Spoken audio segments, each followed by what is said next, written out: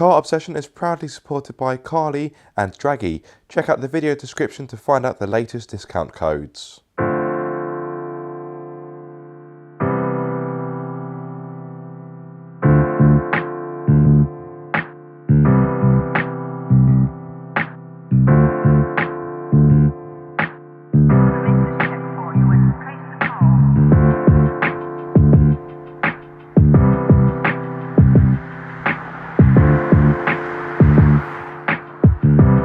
Hello guys, welcome back to Car Obsession and welcome to another throwback review. This is the series in which I test cars from yesteryear, cars such as this, my very own 2006 Audi A6 Avant, otherwise known as Ewan. The reason for this is because this car was named by one of my Instagram followers because of the last three letters of his number plate, Ewan.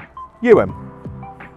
This is a Mark III, or if you're nerdy like me and you like to speak in model codes, a C6 or a 4F. This was the first Audi A6 to feature the now iconic Audi single frame grille, and like other Audis at the time, this has the Tornado line, which is a design crease that runs from the front lights all the way through to the rear lights. It's clear he's been around the block a few times, but despite this and his age, he has proved to be a lot of car for the money. Speaking of which, I paid just £1,480 for this lovely slab of German engineering, and you'll see why that was a bargain. Well, for starters, you have the beating heart of this car. Underneath the phantom black bodywork, you have a turbocharged 3-litre diesel V6. It offers around 230 horsepower, along with 450 newton meters of torque. This power is fed to all four wheels via Audi's iconic quattro system and a 6-speed Tiptronic automatic gearbox. How does the engine perform on the road though? Let's find out.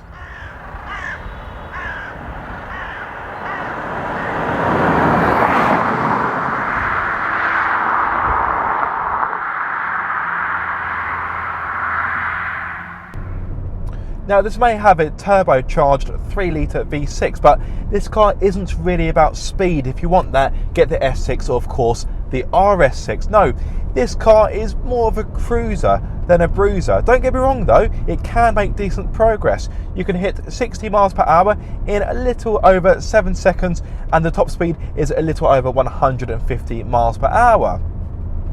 I would say the best way to describe this car is smooth.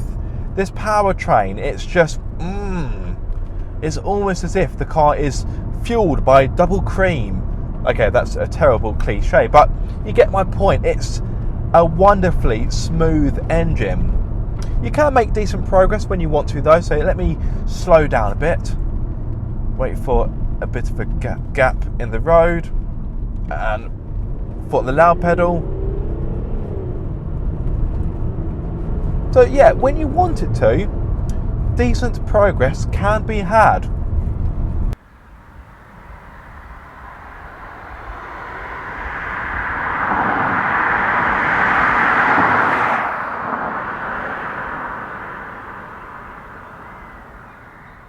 Now, it wasn't just this engine that was available for the C6 A6. In fact, there was a plethora of engines you could have, so bear with me. So the diesel contingent is quite easy because as well as this, you had a 2-litre diesel or a 2.7 litre diesel. That was also a V6 if I'm not mistaken.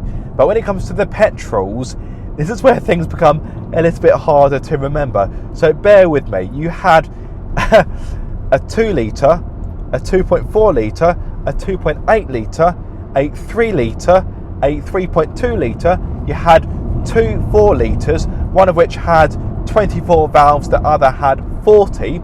You had the 5.2 litre naturally aspirated V10 that was used in the S6, and of course you had the RS6 which had the 5 litre bi-turbo V10. Oh, I need to lie down after that. The 3 litre V6, like I say, is wonderfully smooth in this car, and it makes a fairly decent noise as well, albeit muted. So, coming to a junction, hopefully I can give it the beans when I pull off, depending on where this Sandero is going. Indicators are normally quite useful. You're going right. That's the correct decision, my friend. Right, make sure nothing's coming. We are good.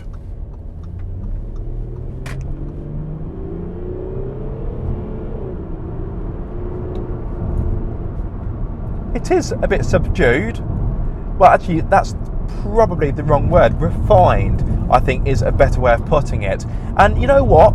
Refinement is something this car does very, very well as offering a high amount of comfort. Although this is a big German estate, this was built at a time where manufacturers weren't obsessed with big rims. For example, nowadays, if you really want, you can get 20-inch alloys on a Nissan Qashqai. Why? It's overkill. You're ruining the comfort of the car. This car, for example, is much more sensible because it's riding on just 17 inches, which nowadays seems a little bit laughable. But the upside is that you get a more comfortable ride. The A6 was available as an option with air suspension. This car doesn't have that, so you have to make do with old school traditional dampers. But even so, the ride comfort is of a high standard. You've got these wonderful seats which are also very, very comfortable and heated as well, thanks to the right optional extra. And this is a car that is simply a wonderful companion for a longer drive. This eats up the miles for breakfast. It really, really does. Yeah, the ride comfort, it just wafts along the road really, really nicely. It's not very noisy in here either. Again, adding to the refinement. And all of these aspects combined make the Mark III A6 Avant it's such a fantastic cruiser. Motorway miles, forget about it. Such a pleasant car in which to spend a lot of time with. Now let's mention the 6-speed Tiptronic gearbox. This isn't a CVT, which was also offered by Audi at the time. I can't stand CVTs. I think they are the devil's work, if I'm going to be honest. This is a torque converter, so a slush-matic. But even so, yes, this isn't as quick a change as an S-Tronic, for example, a dual clutch unit. The changes are relatively slick. They're smooth. You do notice the changes, but not to the point where it feels like your whole body is being jerked by each change. You just go, oh, it's changed gear, and you move on, quite literally. You do have a sport setting for the gearbox if you fancy something a bit more exuberant, but to be fair, that's not really what this car is about, not particularly with this engine. As I've said, when you want to, you can get a decent turn of speed, but you get a sense that this car is at its happiest cruising at 70 miles per hour on the motorway, barely ticking over. You do also have paddles on the gearbox, paddles on the steering wheel I should say, and the changes, yep, they're pretty responsive, no complaints there. The steering is one of the more, I'd say, negative aspects of the car. It's, I'd say, for the size and weight of the car, it is a bit lighter than you may expect. I wouldn't say it's super light like the city setting in an old Vauxhall Corsa, for example. I think the Fiat 500s had the same thing, didn't they? Yes, they did, yes.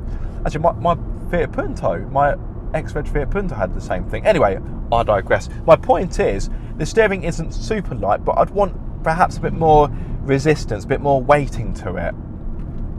Now, of course, one of the joys of having an estate car is having a big boot, and the Mark III Audi A6 Avant is no different. With the rear seats up, you can get up to 565 litres, and as you can see, I've got plenty of space in which to play with. If you want more space though, you can of course fold down the rear seats and you get acres, absolutely acres. In fact, you could sleep in the car if you really wanted to. I know, because I've done it. Yeah, a bit of a long story, that one. As well as offering a big boot, rear space is ample as well. Even though I'm 6'2", sat behind the driver's seat set for my height, as you can see, I have plenty of legroom and there's a good amount of headroom as well. So getting adults in the back will be no problems whatsoever.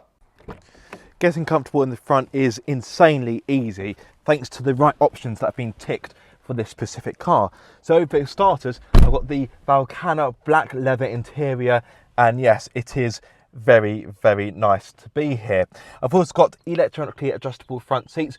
Granted, there's no memory function for the driver, which is a bit of a pain, but for me in particular, it's fine because I'm the only person who drives this car in the family, so it's no problem. But yeah, these seats they're sumptuous, and even though this car isn't too far off 20 years old, it stood the test of time pretty well. And you get a sense that this was built at a time where Audi wanted their cars to last for as long as possible. And believe it or not, almost everything in here electrical works. This cigarette lighter doesn't work, but that's probably a fuse. But other than that, believe it or not, everything in here works. The sat nav, the heated seats, the climate control. Yeah, staggering. In regard to practicality, that's pretty good in here. The door bins aren't massive, but you can fit a few smaller items in there. You've got 2 cup holders in the middle, some storage areas. You've also got this little storage area here, storage underneath the centre armrest. You've got a sunglasses holder, which on a day like today is handy. And you've got a glove box, which electronically opens. You simply press a button and there we go. It's like something out of the Q division. That's pretty cool for a car of this age. So yeah, practicality is pretty impressive actually, given the age of the car. When this car was brand new, the SE would have started from £24,175, although that would have been for the 2.4 litre petrol with a 6-speed manual without quattro. This car in particular would have started from £32,310. Standard features would have included 17-inch alloys, automatic headlights, dual zone climate control, cruise control, a 10-speaker sound system with CD player, and MMI Basic Plus, to name a few.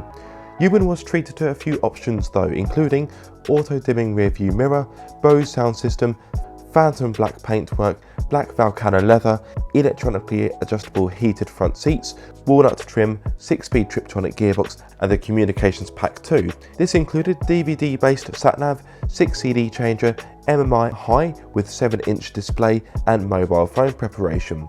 The A6 also had a decent amount of safety systems for the time, helping it to earn 5 stars for adult occupant safety from Euro NCAP.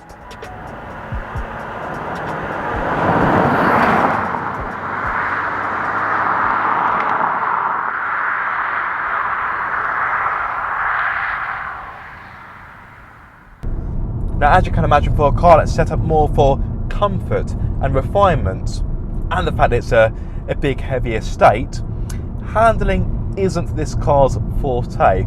Now, to be fair, the body roll is reasonably controlled, but it does feel a bit boaty in the corners. So, if you really want your estate to be a bit of a handling monster, then you'll definitely want to go for the RS6 as opposed to just the A6.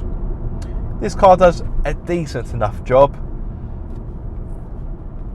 but yes, it does leave a little bit to be desired. One of the things that impresses me most about this car, given the age and the mileage, by the way, this car has done over 217,000, so yeah, this has been around a few blocks or so. What impresses me is just how durable everything inside has remained.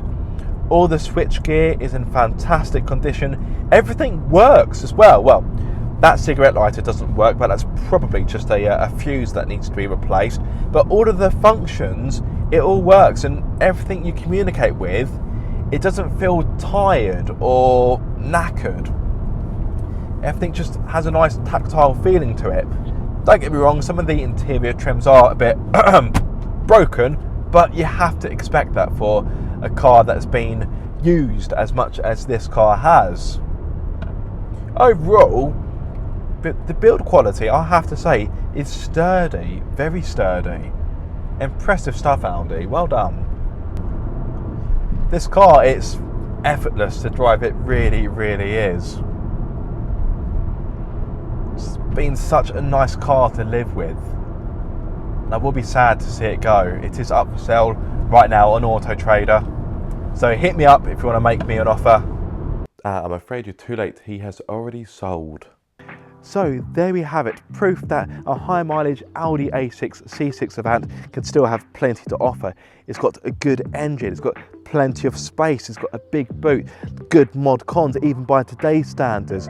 It's comfortable, it's refined. In all honesty, this could well be all the car you will ever need. So yes, a fantastic bit of German engineering.